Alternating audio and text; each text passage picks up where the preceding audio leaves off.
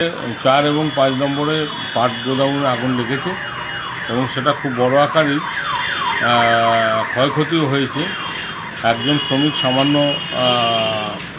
আহত হয়েছে, এখন সে ভালো আছে। শ্রমিকদের সেরকম কিছু ক্ষয়ক্ষতি হয়নি।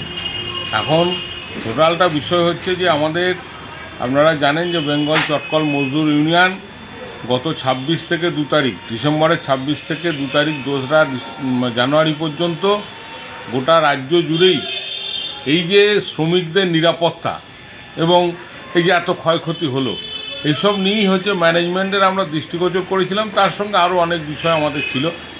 সেইসব নিয়ে এখন মিলের অভ্যন্তরে আমরা যেটা লক্ষ্য করছি যে ম্যানেজমেন্টের একটা চূড়ান্ত গাফিলতি, এবং সেই গাফিলতির এটা কী কারণে হয়েছে আমরা তো ভেতরে ঢুকতে পারিনি, বুঝতে পারিনি, এখনও সেরকমভাবে কিছু আমাদের কাছে খবর আমরা পাইনি। কিন্তু এটা তো ঠিকই যে ম্যানেজমেন্টের একটা চূড়ান্ত গাফিলতি রয়েছে।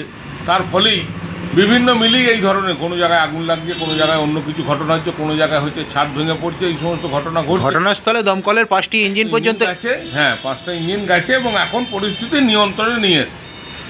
আপনার নাম? শেষ পর্যন্ত আমার নাম হীরালাল সিংহ, হুগলি জেলা CI2 নেতা।